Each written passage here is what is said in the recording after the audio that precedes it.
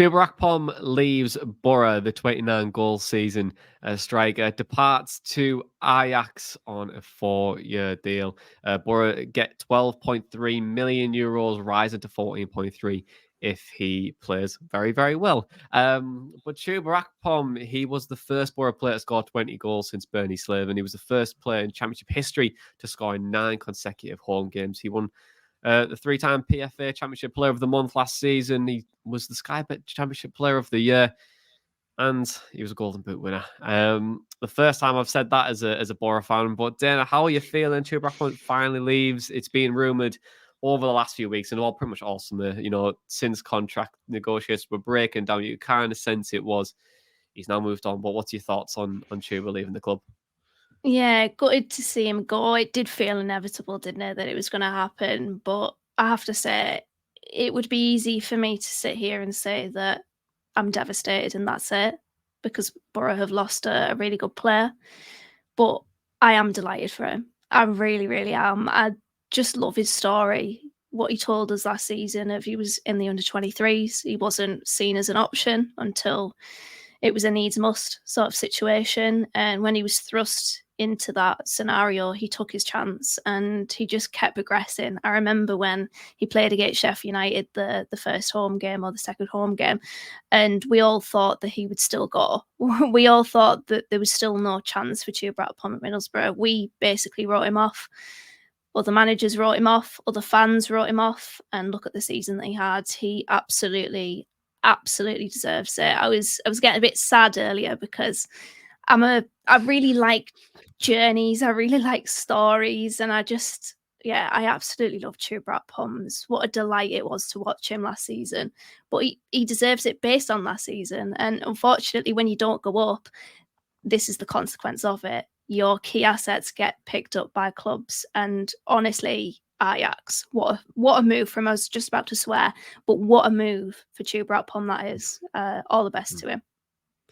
Yeah, it's a fantastic move from him, isn't it? To go to Ajax, play European football again. You are pretty much at one of the best clubs in Holland, and it's a really good opportunity for him to test himself in a different league and in a different you play in Europe this year, but in another competition, which will most likely be Champions League next year. It's a fantastic move for him. I think for a player, and it's kind of not really seen in football, but when a player leaves to progress, it's kind of like, well, why didn't you stay, kind of thing. But in every other walk of life, if you move to go somewhere different to try and better yourself, it's always celebrated. So I feel like it's a bit of a weird one in football, but it's a fantastic opportunity for him. He's coming to be 28 very, very soon. It's probably his last big contract, if you think about it in terms of, like how contracts tend to decline. I think normally in Holland and especially at Bayern as well, I think if you're over 30 plus, you start to get just 1 year rolling deals. So I'm very intrigued to see how he does over there. I think it's a really good move for him. Will he fit into the system? I think he absolutely will. A possession-based side, and the play quite similar patterns to what Boro do at times. It's a little bit slow, but will he fit the system? I think he absolutely will, and I think he'll fly. So I'm very interested to see how he does. But in terms of like the fee, Dana, 12.3 million euros is probably about 10.5 million. To be honest, I haven't got my conversion rate in front of me, but I think it's about 10 million, 10.5 million. Do you think it's a good enough fee? Do you think Boro could have commanded a little bit more?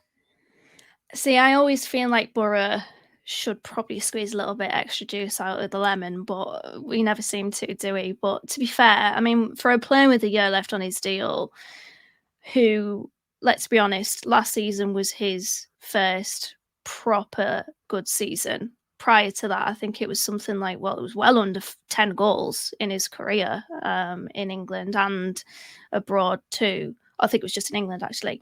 But his first season, you're not I certainly wasn't expecting a similar fee to, for example, Victor Gyökeres going to Sporting.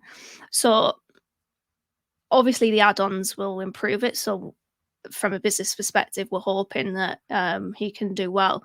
And as well, on a point that you mentioned about essentially footballers have short careers, this is probably maybe his last big move, really. I think for some fans, we can create this villain story that he's left on bad terms. But I think it's absolutely true that Chuba Akpom really did enjoy playing for Middlesbrough. He appreciated the fans tenfold. He told us that you could feel it when he was talking to us, that he had that genuine appreciation. And he absolutely enjoyed playing under Michael Carrick.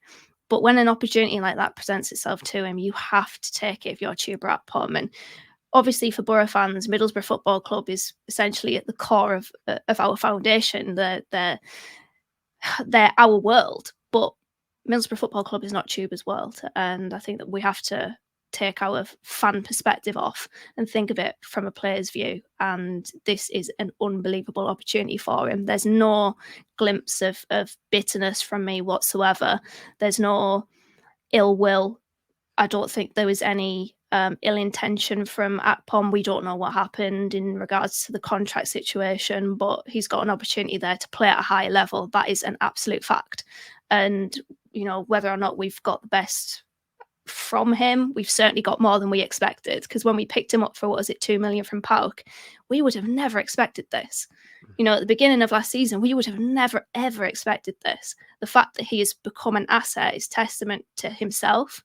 It's testament to Carrick, but specifically, I want to really hone in on himself, because a lot of Boro fans will say, well, you know, he owes Boro this, he owes Michael Carrick this. I don't think he owes Boro piss all, to be honest. You know, this is a club that didn't really want him. Michael Carrick, he probably does owe Michael Carrick something, but this was hard work from Chuba Akpom that I really want to make note of. So, yeah, as I said, just wish him all the best. Yeah, and I think on the fee, I would have liked to see us get more. To be honest, I think, you know, if you're looking to sell someone between, I think, 12 to 15 million pounds, not in euros, I think that would have been a really commanding fee. We have got a little bit less than that.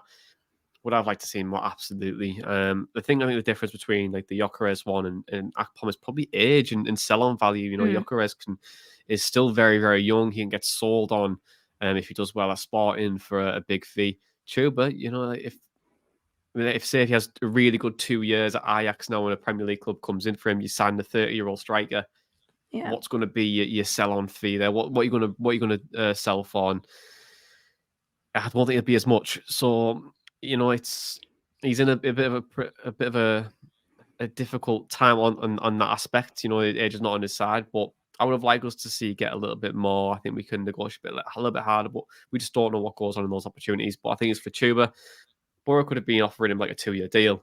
So, and to get maybe 3 to 4 years at Ajax, you're probably going to be on more money. You're going to play European football. You're going to, you know, play it for a stadium which is huge. You've got like 50, 60,000 people in. What an opportunity. You know, I don't Such think a you can say historic no. club. Exactly. So you can't really say no to that, right? So I think it's a good opportunity for him. And yeah, I think the deal works. The deal works for him, but I wish Boro could have got a little bit more. But what were you going to say? Can I just say as well, big lols that Ajax disclosed the fee and Boro had the good old undisclosed line on the website. Like, if Ajax have their own shithouse island, then the club should be put on that, because I just thought that was funny. Yeah, we'll have to more look at the transparency in football. Yeah. Yeah, I mean, this is not the podcast to say it, but I mean, like, it'd be good to find like a Dutch version of Shithouse Island or translate it into something a bit different. But on reflect on his time, Dana, do you have like a special moment that you like to think of, or is there anything that really just made you feel great last year watching Chuba? I think aside from the obvious one, the Reading game where, you know, he climbed the non-existent fence, the advertising hoarding after scoring his 20th goal, that was brilliant, because prior to that, every time Chuba scored, and he scored a lot at the Riverside last season, everyone around me was turning to each other and said, 5 more, 4 more, 3 more, 2 more, he's got 1 more. And then finally he hit 20. But for me, something that I've been thinking about in regards to reflection of Chuba Akpom was Blackpool away when he scored, because he got really emotional, and I asked him about this on the pod. And I think this harps back to what I was saying about his genuine appreciation. He was overwhelmed in that moment. You know, he scored and he stood there, and I don't know whether he was crying or like a tear or two came out, but he looked really emotional.